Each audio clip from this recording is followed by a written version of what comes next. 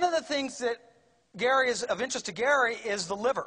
This is a series of slides that were actually conducted at the Seoul National University in Korea.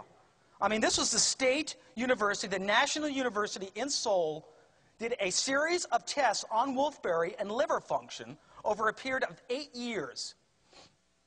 And what they wanted to find out was exactly what was in the Lycium chinense, which is very closely related to the barbarum, but not the same, what exactly in it in the wolfberry that was protecting liver cells from damage. And so what they found was there's something called a cerebroside. It sounds like a new mental food, but it's a new liver food of some sort. So a couple of years later, they started doing different sets of tests, actually feeding mice wolfberries, feeding and then stressing their livers. In this case, it was a culture test. They took rat liver cells and they stressed them. And to find out what would happen if we stressed these liver cells and didn't have wolfberry, or exposed to a wolfberry extract, and what if we stressed them and they didn't have. So what they did was they tried something called galactosamine.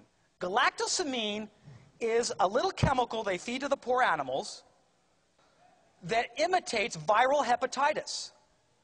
This compound, if you give it to an animal, will make their liver seem as though it has viral hepatitis, and you start to get necrosis, you start to get diseased liver,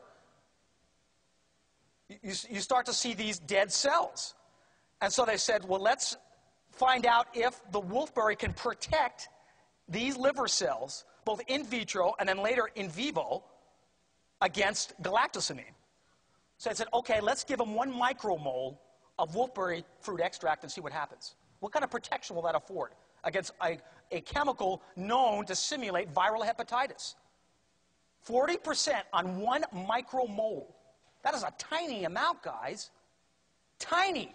A millionth. Micro. Think about that. 5 micromoles afforded 60% protection.